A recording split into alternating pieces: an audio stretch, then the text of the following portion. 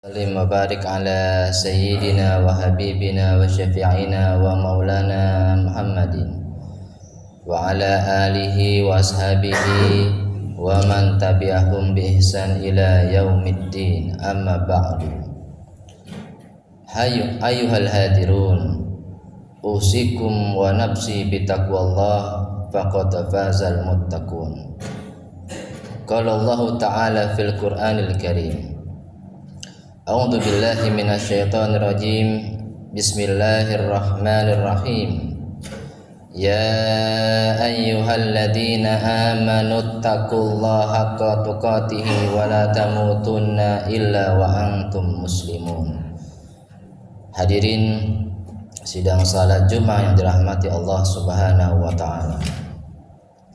Marilah kita senantiasa meningkatkan ketakwaan kita kepada Allah Subhanahu wa taala.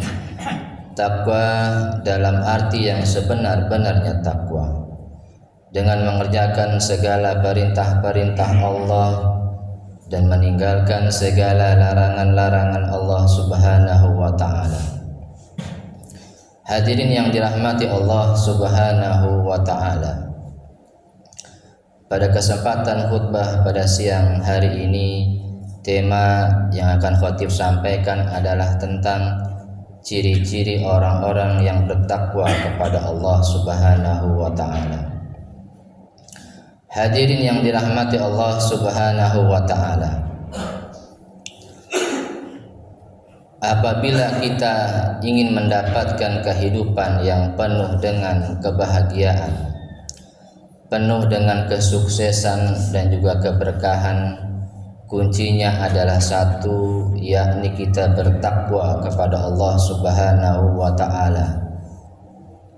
Tidak akan bisa kita mendapatkan kehidupan yang penuh dengan kebahagiaan, kesuksesan dan juga keberkahan hidup kalau kita di dunia ini tidak beriman dan bertakwa kepada Allah Subhanahu wa taala. Tidak akan pernah bisa. Bagaimana ciri-ciri orang-orang yang bertakwa perspektif Al-Qur'an? Allah Azza wa Jalla berfirman, A'udzu billahi minasyaitonir rajim. Bismillahirrahmanirrahim. Alladzina yunfikuna fis sarra'i wad dharra wal kadhiminal ghaidha wal 'afina 'anil nas. Ciri-ciri orang-orang yang bertakwa yang pertama, kata Allah Azza wa Jalla, adalah alladzina yunfikuna fis sarra'i wad dharra, yaitu orang-orang yang senantiasa menginfakkan hartanya, baik pada saat dia sedang lapang rizkinya maupun sedang sempit rizkinya, dia tetap berinfak. Mungkin pada saat kita sedang lapang rizkinya,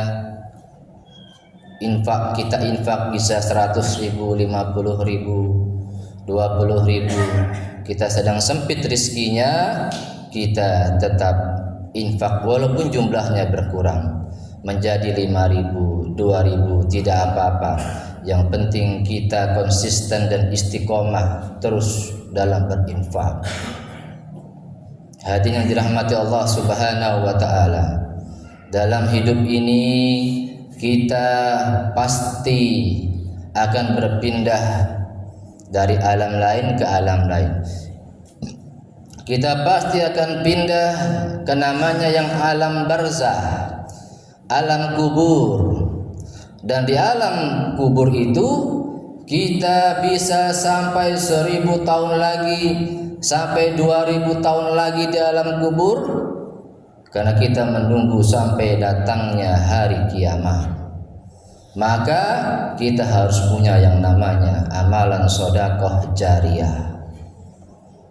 Sedekah jariyah apa saja? Misalkan kita memberikan Al-Quran kepada pondok-pondok pesantren Al-Quran yang dibaca oleh para santri-santrinya, atau jika ada di daerah kita ada mushola, ada masjid yang sedang dibangun, kita bisa mengsedekahkan jariyah, bisa berupa semen, bisa berupa AC, karpet, perlengkapan ibadah salat, yang nantinya digunakan oleh jamaah dan pahalanya akan bisa ngalir terus kepada kita di alam kubur. Hadirin dirahmati Allah Subhanahu wa taala. Ciri yang kedua orang-orang yang bertakwa itu adalah alladzina yunfikuna fis sarra'i wad dharra. Yang kedua wal kadhiminal ghaidha. Orang-orang yang senantiasa menahan amarahnya. Karena marah itu adalah akhlak tercela, akhlak tidak terpuji.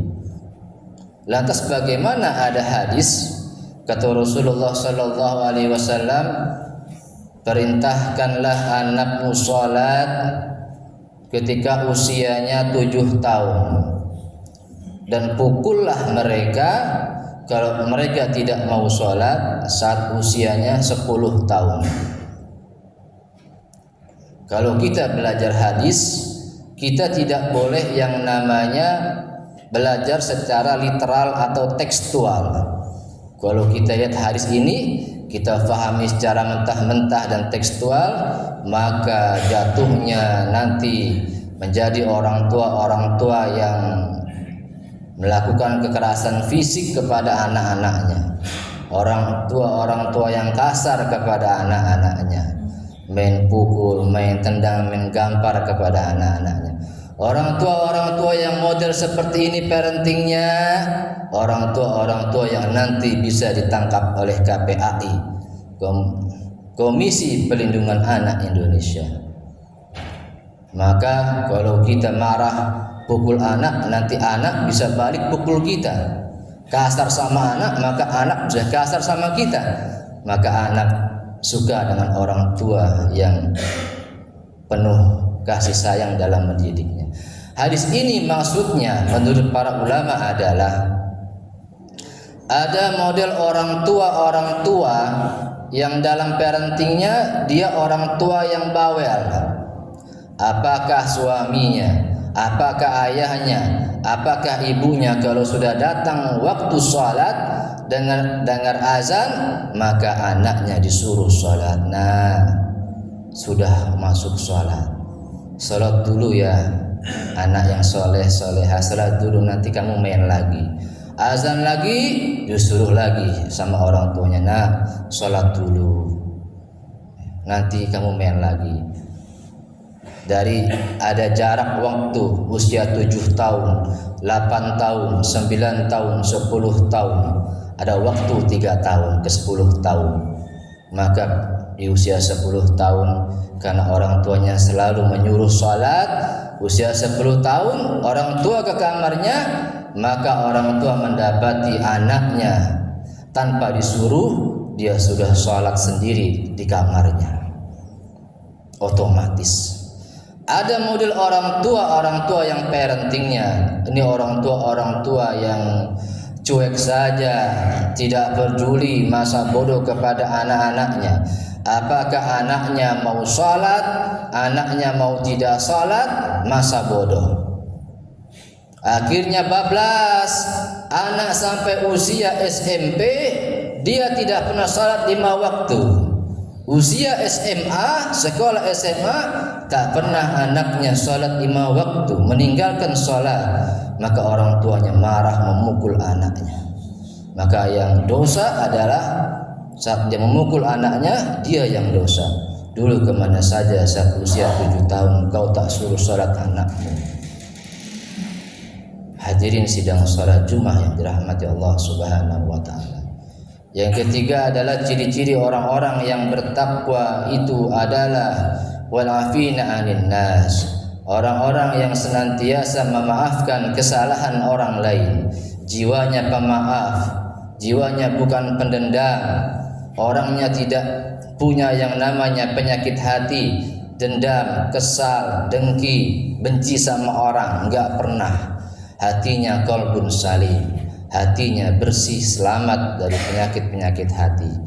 Yang keempat, ciri-ciri orang-orang yang bertakwa itu adalah senantiasa bersyukur kepada Allah Subhanahu wa ta'ala. Sebentar lagi kita akan, negara kita akan ada hari kemerdekaan bangsa NKRI. negara kesatuan Republik Indonesia, negara kita tercinta yang ke-81 tahun. Sudah tua juga usia negara kita. Maka kita syukuri, kata para ulama, negara ini dengan 3 hal. Yang pertama adalah asyukru bil qalbi, syukur dengan hati. Maksudnya adalah bahwasanya yang menganugerahkan, mengkaruniakan yang namanya kemerdekaan kepada bangsa Indonesia ini hanyalah Allah Subhanahu wa taala. Dan semua ulama-ulama pejuang kemerdekaan mengakui bahwasanya Allah lah yang mengkaruniakan kemerdekaan kepada bangsa Indonesia dalam hati kita. Yang kedua adalah asyukru bil lisan. Kita ucapkan alhamdulillahirabbil alamin kepada bangsa kita, bangsa Indonesia, karena sudah Allah berikan yang namanya kemenangan, kemerdekaan kepada bangsa Indonesia. Yang ketiga adalah asyukru bil af'al, syukur dengan perbuatan. Syukur dengan perbuatan diantara poin-poinnya adalah dalam bidang agama. Kita ramaikan yang namanya TPA, TPQ, Taman Pendidikan Al-Quran. Anak-anak muslimin wal muslimah sejak kecil 5 tahun, 4 tahun sudah belajar Al-Quran. Ramaikan TPA dan juga dakwah. Remaja-remaja muslim dakwah, amar ma'ruf nahi mungkar, mengajak kepada kebaikan dan meninggalkan segala kemungkaran dan kemaksiatan.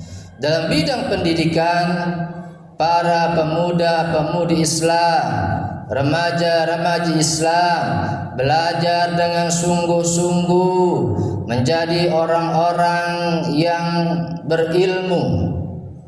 Bahkan kalau bisa sampai pendidikan sampai dia sarjana, menjadi orang-orang yang berilmu, menjadi orang-orang yang nanti bisa mengharumkan dan membanggakan bangsa Indonesia. Jangan sampai pemuda-pemudi Islam menjadi pemuda-pemudi yang jauh dari agama, pemuda-pemudi yang jahil, yang bodoh, jangan sampai. Kemudian dalam bidang muamalah dan sosial, maka kita hidup harus yang namanya bagus dalam hal toleransi beragama, menghidupkan kerukunan antar umat seagama dan juga beragama, hidup penuh persatuan dan kesatuan, tidak boleh ada perpecahan, hidup rukun dengan tetangga. Mau kemerdekaan, kita bersihkan yang namanya lingkungan masyarakat kita, supaya lingkungan kita jauh dari segala macam penyakit, karena kotoran-kotoran mendatangkan yang namanya penyakit-penyakit. Kebersihan sebagian dari iman. Barakallahu li wa lakum. Aqulu qauli hadza fastaghfiruhu innahu huwa